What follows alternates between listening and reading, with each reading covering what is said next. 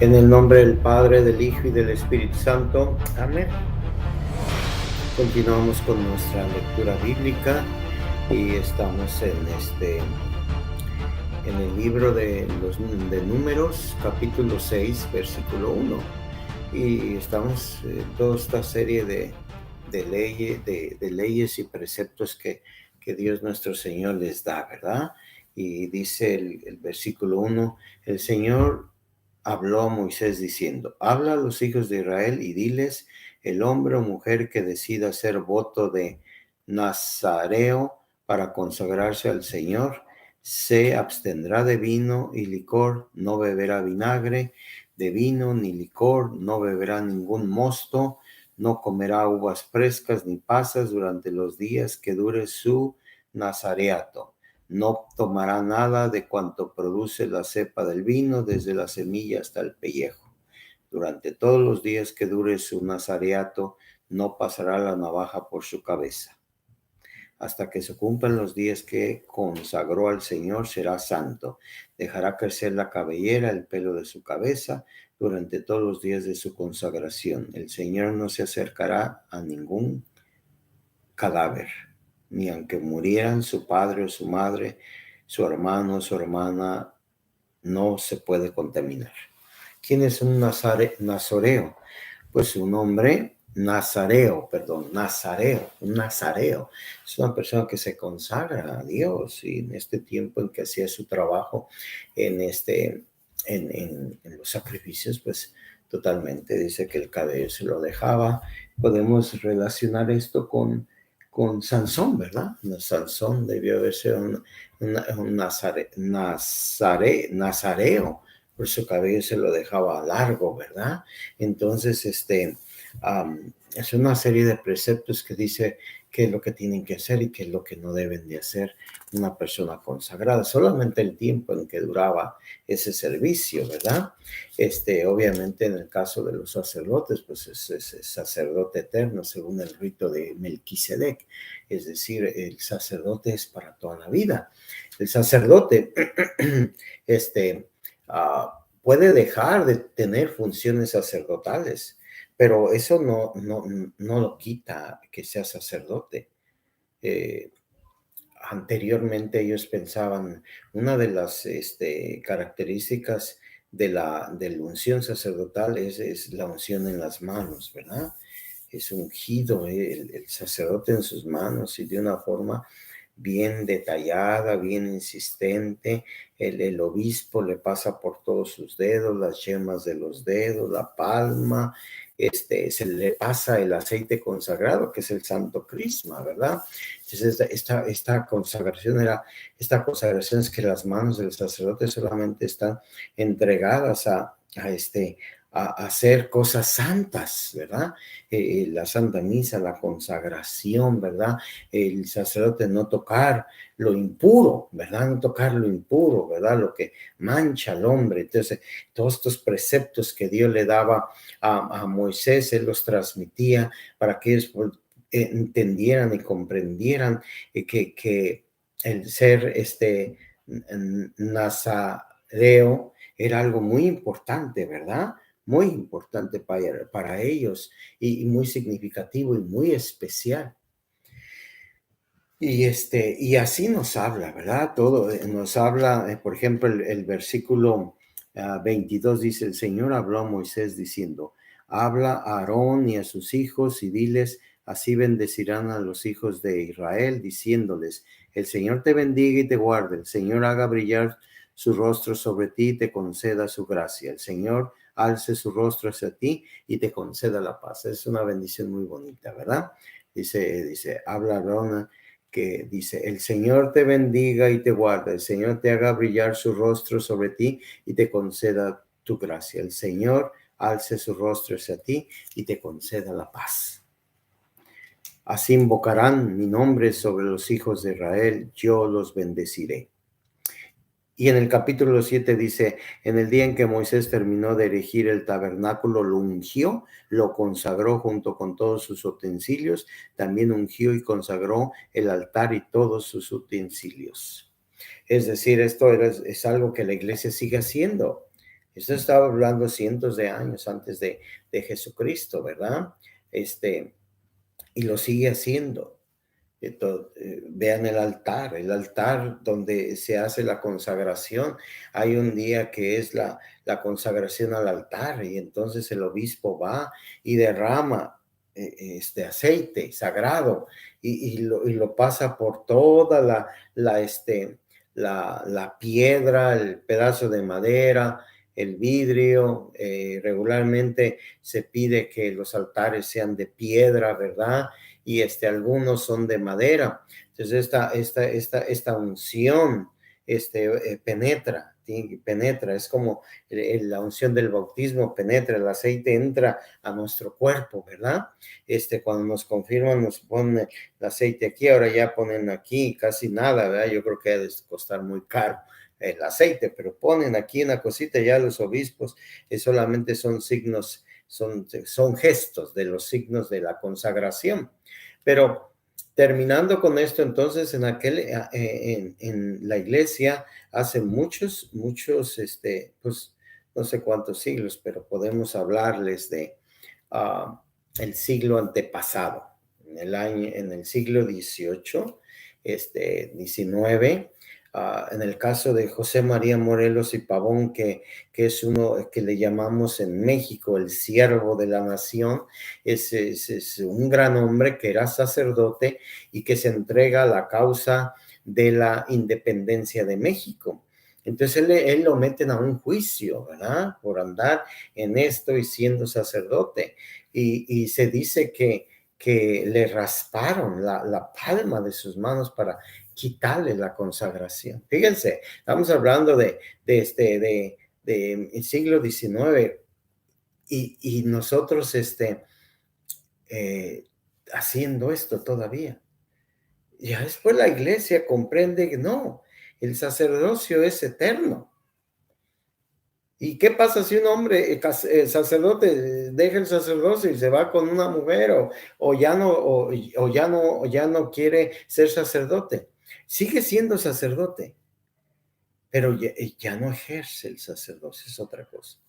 Ya no va a consagrar, no va a escuchar confesiones, no va a bautizar, todo lo que hace un sacerdote, no va a presidir un matrimonio, no va a predicar, o sea, se abstiene totalmente el sacerdote de la práctica, pero está consagrado para ser sacerdote, ¿verdad?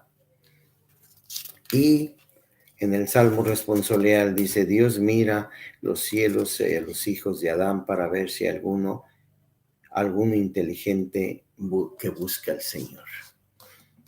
Que algún inteligente. Y antes se me olvidó mencionarles en el mismo capítulo 7 nos habla del primer día de las consagraciones, primer día, y entonces son cada día de las tribus de Israel, ¿verdad? Tercer día, cuarto día, quinto día. Miren, el primer día el primer día fue Nanjón, hijo de Abinadab, por la tribu de Judá.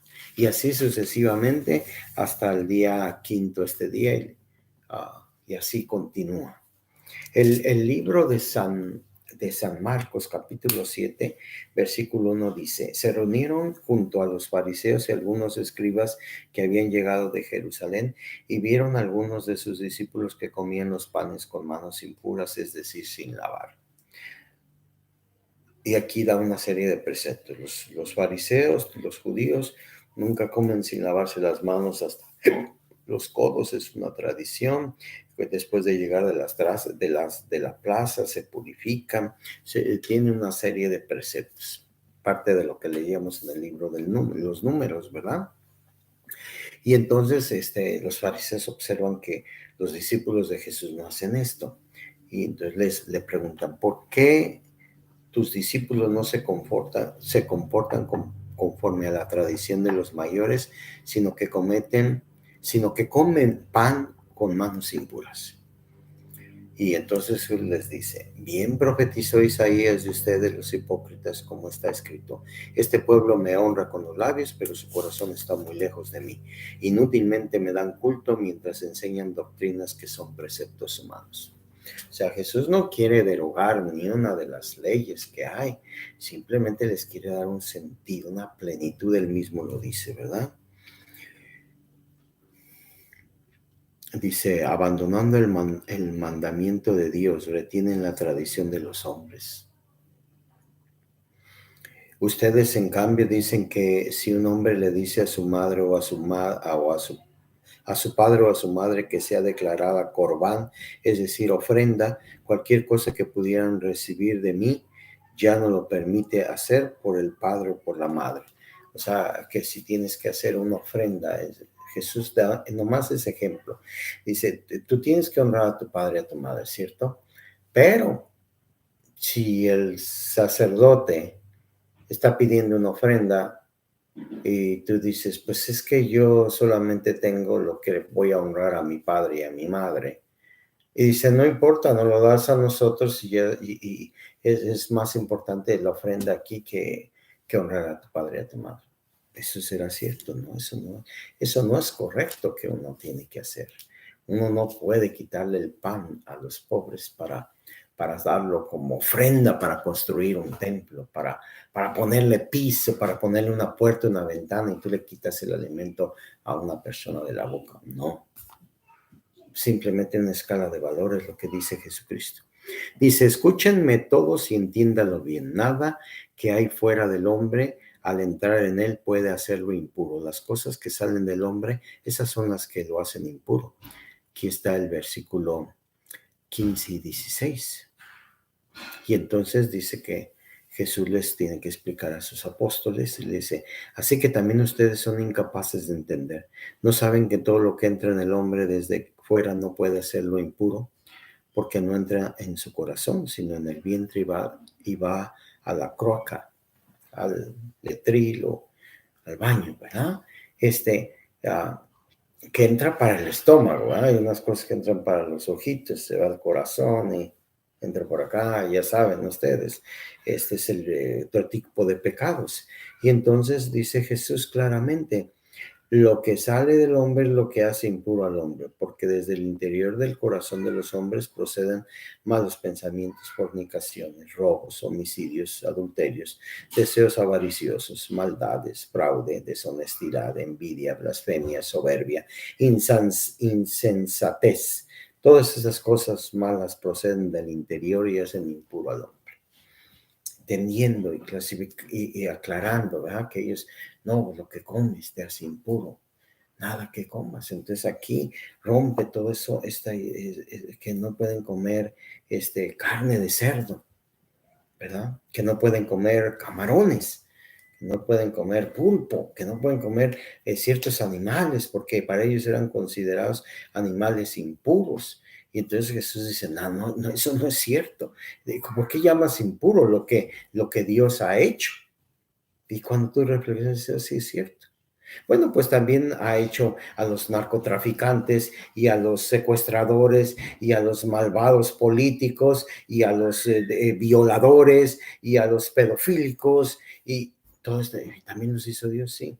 Pero aquí la diferencia es de que el hombre tiene inteligencia y tiene voluntad. Los animales que tienen la culpa de que nosotros les digamos, tú eres impuro, tú porque eres creado allá en Samaria, cerdos no son de nosotros, son impuros y los que son de nosotros así son puros. Entonces Jesús le da una plenitud a la palabra de Dios y nos aclara claramente qué es lo que nos hace impuro, lo que entra al corazón, no lo que entra al estómago. Y dice la reflexión, estas escrituras presentan relaciones enormemente contrastantes con Dios. El necio, en el Salmo 53, se niega a prestar atención a Dios y cree que su maldad pasará inadvertida e impune. Mientras que en Números, el capítulo 6 da instrucciones a los nazareos que desean estar especialmente separados para el Señor. Esto implica un compromiso extraordinario con el ritual de limpieza que debe mantenerse incluso si muere un miembro de la familia. Sorprendentemente, Jesús enseña que el necio y el nazareo pueden coincidir en personas que son escrupulosas sobre prácticas externas, pero cuyos corazones están lejos de Dios. Jesús no descarta en el Evangelio, por ello, la pureza ritual. Él ha venido a cumplir la ley, no a suprimirla. Tampoco la critica como era mera invención humana, ya que se deriva de la ley dada por Dios, pero señala el sinsentido de preocuparse sobre la impureza mientras ignoran las cosas malas, a las que en la última instancia apunta la impureza. Esto sienta las bases para que la decisión apostólica no exija la pureza ritual mosaica de los creyentes gentiles, razón por la cual San Marcos reconoce en retroactiva que Jesús declaraba puros todos los alimentos. La finalidad de todo esto está bellamente expresada en la bendición sacerdotal dada por Dios. Así invocarán mi nombre sobre los hijos de Israel. Yo les bendeciré. ¿Está abierto tu corazón a recibir esta bendición? Que el Señor les bendiga, Padre, el Hijo y el Espíritu Santo.